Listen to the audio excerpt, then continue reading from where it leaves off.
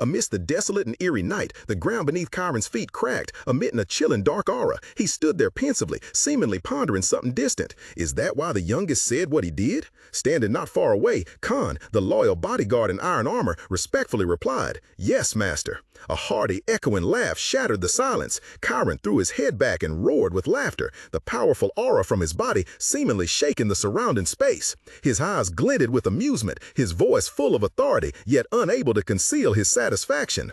"I see, so that's the youngest's conviction. He intends to be benevolent to the weak while ruling with force. If so, we'll need to see if that conviction of his holds any value. Khan, go back and tell him this." Khan bowed, accepting the command. "Yes, sir." Chiron narrowed his eyes, a challenging smile on his lips, as he declared, "I will give the youngest his first mission."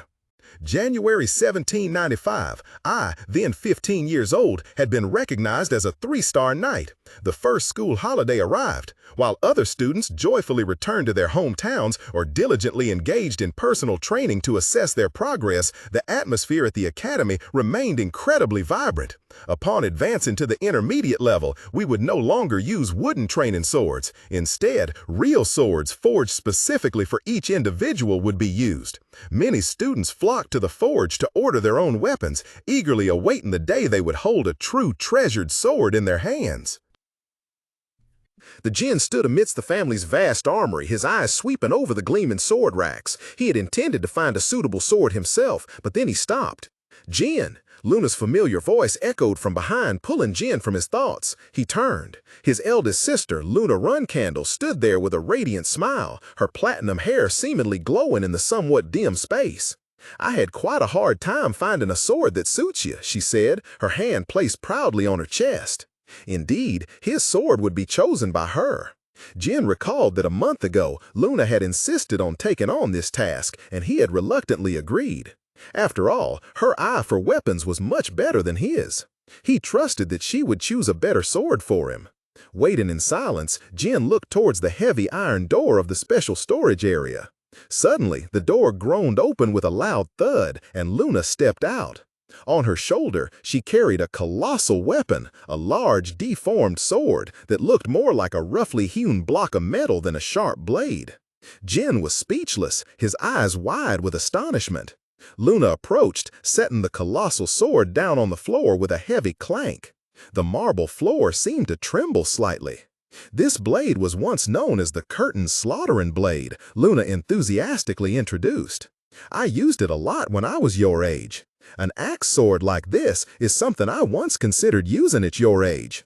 You could say this is the original form of the crantle I used. What do you think, Jinn? Do you like it?" Jinn stared at the monstrous weapon, then looked up at his expectant sister, stammering, Sister Luna." He took a deep breath, trying to choose his words carefully. "I'm really grateful that you helped me choose a sword, but I don't think this is the sword for me." The smile on Luna's face vanished, her expression darkened, her eyes showing clear disappointment. "Ah," she murmured softly, looking genuinely hurt. Seeing Jinn's confusion, Luna quickly corrected herself, trying to force a smile. I understand. It's fine. I was just kidding." But looking at her face, a cold drop of sweat trickled down Jinn's temple. He thought to himself, "I don't think she's kidding." But Delivery calmly remarked, "But the Butcher of Vale is also a very good sword. It's a bit heavy, but not overly so." Jinn remained silent, his gaze fixed thoughtfully on the sword. The weight wasn't the issue, but he felt something wasn't quite right. Noticing his brother's hesitation, Luna smiled cryptically, her purple eyes gleaming with understanding. "All right, I understand. I'll show you the other sword." With that, she put away the Butcher of Vale and led Jinn deeper into the family's vast armory. Soft light streamed in from towering windows, illuminating countless weapon racks where legendary swords and armors lay silently dormant. As they walked along the wide passage, Luna began to explain, her voice echoing in the quiet space. "I really put a lot of effort into choosing a sword for you. I thought about what would suit you best and what kind of sword only you could use. And that's when I thought of this. Since you chose Barasada in your selection ceremony, I think this sword will suit you best." She stopped before a carefully fabric-wrapped sword. With a decisive motion, she drew it from its sheath. Swish! The sword was drawn from its scabbard, silver light glinting off the sharp blade. The intricately carved golden hilt exuded a beauty that was both elegant and authoritative. Jin froze, his eyes wide with astonishment. That sword is... In his mind, the image of Barasada appeared, paralleled by another sword of similar design, but with a completely different aura.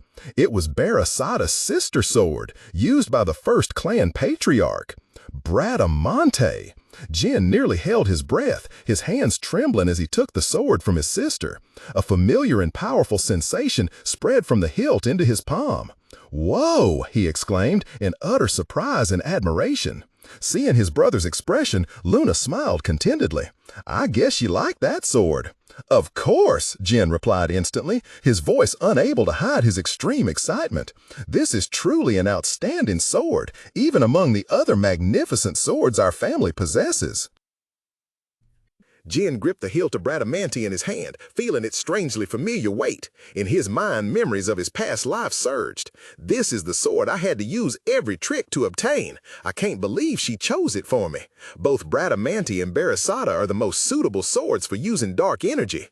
If I had chosen it myself back then, my siblings would surely have objected, and I would have had to give it up." Raising his eyes to his sister with platinum hair standing before him, Jin spoke, his voice sincere and filled with gratitude. "Bradamante is also the sword all the other siblings want. I don't know how to thank you enough for choosing it for me." Luna slightly tilted her head, her enigmatic violet eyes looking at her younger brother. "That doesn't sound quite right." She placed a hand on her chest, a hint of distance on her face. "Jin, perhaps you're still not comfortable with me, are you? I think I'm about to be disappointed now." Jin flinched, quickly waving his hands, his face showing clear embarrassment. "No, it's not like that at all. I'm speaking from the heart." Luna's expression suddenly changed, a mischievous smile fleeting across her face. She stepped closer, raising a finger in front of a bewildered Jin. "Really? But I'm already disappointed. So you need to comfort my disappointed heart." "Excuse me?" Jin stammered, completely failing to understand his sister's meaning. The teasing vanished, replaced by the serious demeanor of a teacher. "Close your eyes, Jin. We'll begin practice." "Yes." Jin obediently complied, closing his eyes tightly in the vast, light-filled space.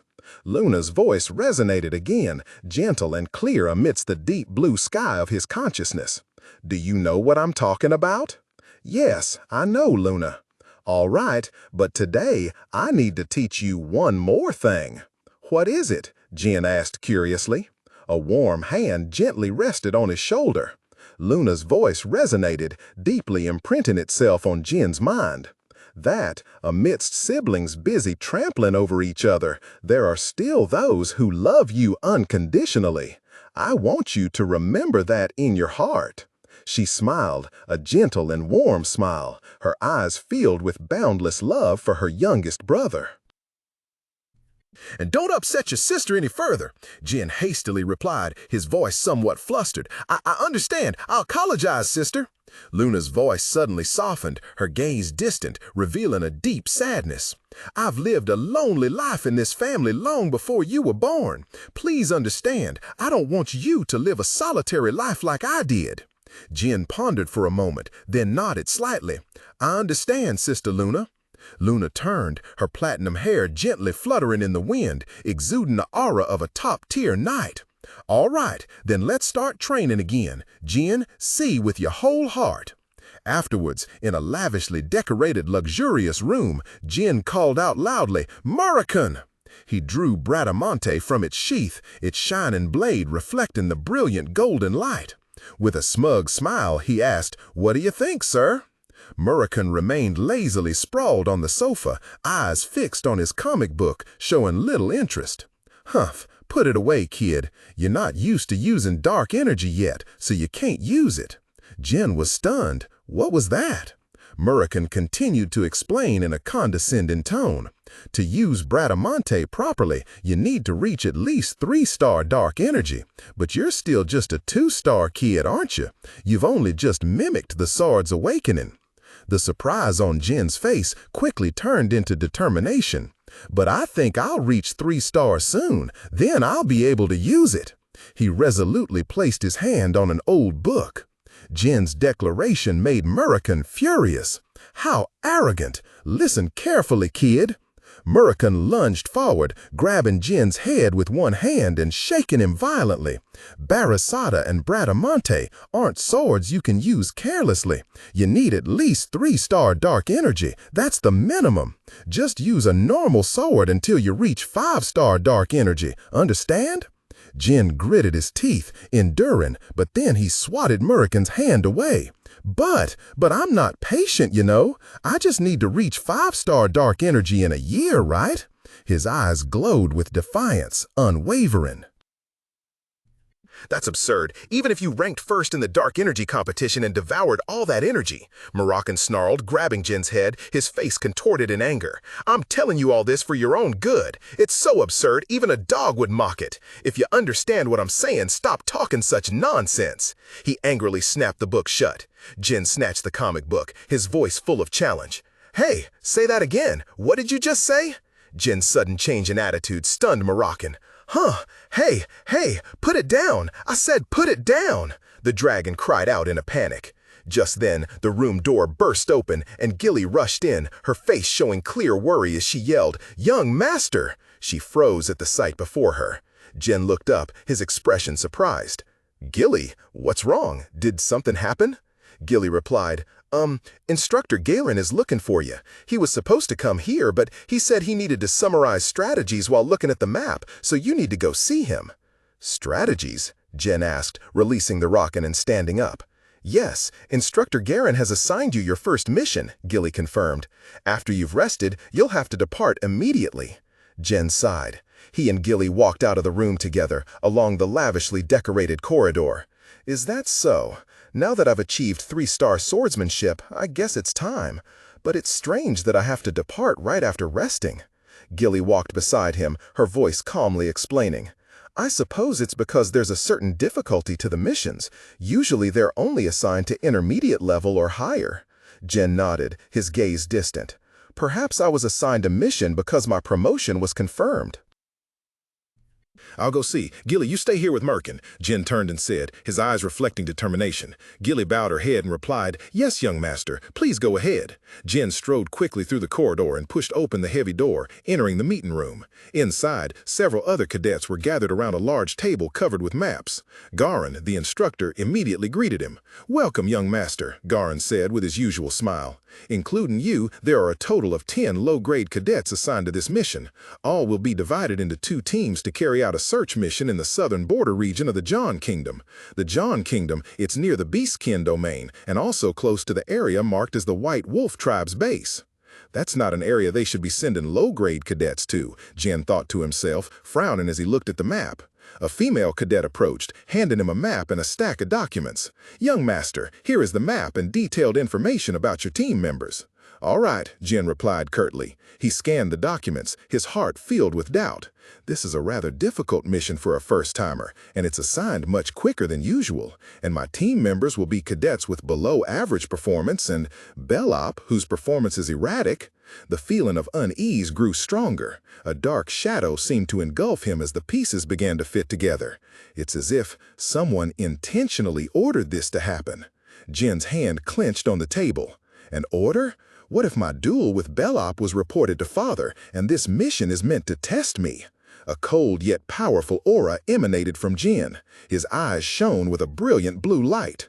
Very well, Father. I will surely show you that my conviction is as firm as a rock.